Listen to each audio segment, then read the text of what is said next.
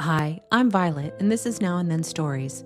For the next stretch of episodes, we're stepping into a longer narrative series called Echo Nocturne, a story about digital footprints, fragmented clues, and the people who try to make sense of what's left behind.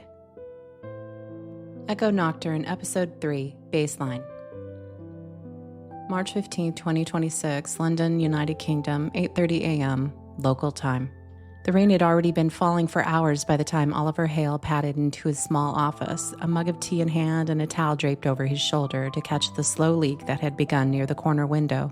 The morning light was faint, filtered through thick clouds and the sheen of a drizzle that painted the glass. He wiped the pain out of habit, though the moisture returned almost instantly. Some mornings in London announced themselves loudly with sirens, chatter, and early commuters. This one arrived quietly, wrapped in a muted hush, as though the city had collectively started to start the day with restraint. Oliver set the mug down, sat in his old desk chair, and let the faint ambient noise of the rain settle around him. He had no particular plan for the morning beyond catching up on grading and preparing materials for 2 afternoon tutorial sessions. That changed when his phone vibrated against the desk.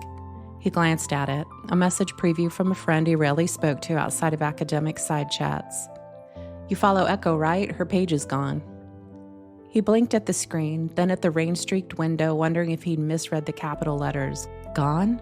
He unlocked the phone, tapped into the thread, and saw a cascade of messages that had appeared while he slept. "There's nothing on her channel, not even the icon. People are sharing clips from last night. She sounded off. Someone said she whispered something. What's happening?"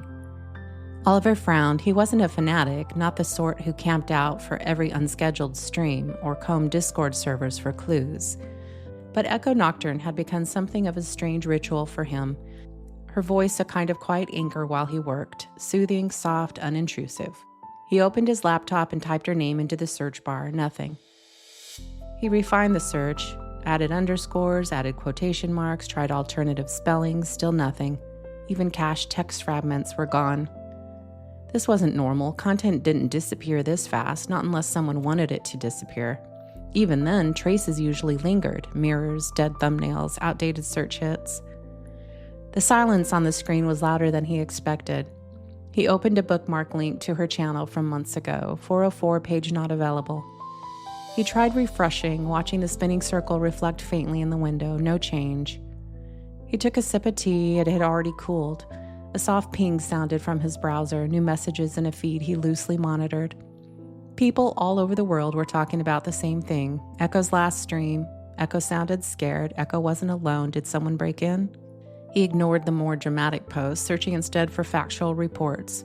What he found were shaky screen captures of the final minute, people filming their monitors with their phones. He clicked one. The quality was grainy, the angle slightly tilted, but Echo's avatar was unmistakable. Pale, drifting hair, dim violet lantern glow, and gentle eyes. Everything seemed normal for 3 seconds, then her avatar bowed early, too early. Oliver sat up straighter. He replayed it. Her model didn't usually respond before speech. This bow began almost a second early, as though her body reacted before her voice. He raised the volume. A noise cracked through the speaker. It was faint, swallowed slightly by compression, but undeniably human. A sharp breath, but not Echo's.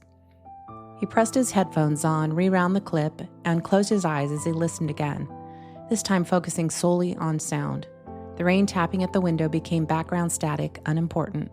There it was, a scrape, a breath, something too close to the mic. Her voice trembled on the word that followed. "Please." His chest tightened, a small involuntary response he quickly pushed down. He paused the video. He needed context, her typical baseline. He reached into the drawer by his desk and pulled out a slim external drive, not because he hoarded content, but because he had always been fascinated by the subtleties of sound design. Echo's streams often used understated ambient loops and soft environmental noise, things he sometimes used to teach audio pattern recognition.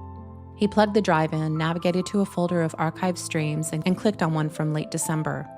Echo's voice poured softly through the room, warm and steady, with that almost poetic cadence she used when telling stories that weren't really stories.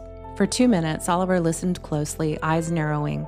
Her breaths followed consistent patterns: gentle inhale, sentence, soft exhale, brief silence, nothing abrupt, nothing close to the mic.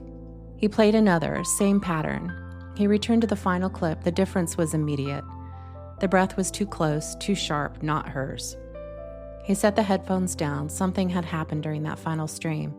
He switched back to his browser and reloaded the last channel link out of habit. At first, nothing changed. Then, a white flash, a fragment of jagged text in the upper corner. Where did? Then it vanished, replaced by the usual platform error. Oliver stared, heartbeat tapping in his throat. He rubbed his thumb slowly across the trackpad.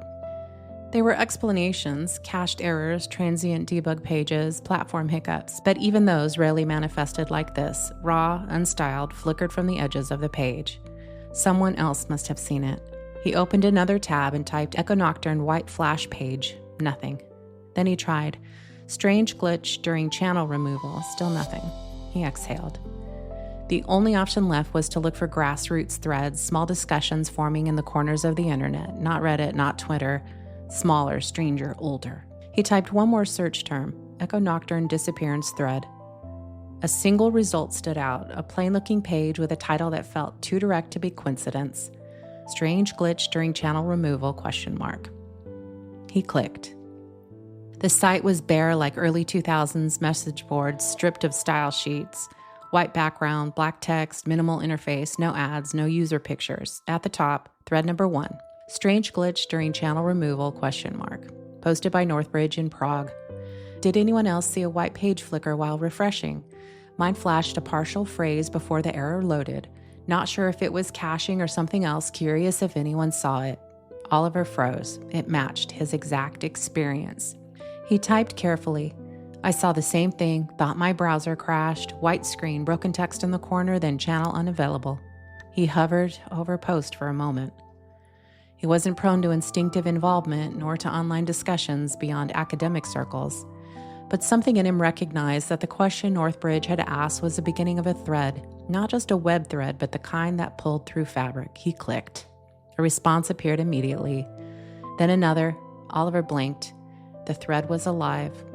People from around the world, without coordination, without prompting, were all noticing the same anomalies, and they were posting within minutes of each other. He refreshed the page once more, half expecting the glitch to return. It didn't. The thread held. The rain had lightened outside, now a soft mist falling in diagonal slants. The bakery downstairs would be opening soon, sending up the smell of warm bread. The city was waking. But in this tiny corner of the internet, something else was waking too, a collective awareness, a shared intuition that whatever had happened on Echo's final stream wasn't random. He read through the thread, assembling the pieces. Flicker anomaly, breath spike, premature avatar bow, irregular lantern dimming, scrape sound, instantaneous blackout, rapid channel removal, vanishing search results, a white debug-like page fragment. Pieces of a pattern, but not enough to understand. Not yet. He closed his eyes briefly, listening to the rain and the faint hum of the refrigerator in the next room. He opened them again with a steadying breath. He would return to the thread. He wasn't sure why, but he knew he would. Some puzzles weren't meant to be ignored, and Echo's disappearance wasn't going to sit quietly in the background of his mind, not anymore. End of episode 3. Thank you so much for listening to Now and Then Stories with Violet. Tune in next time for the next chapter of Echo Nocturne and follow what happens between now and then.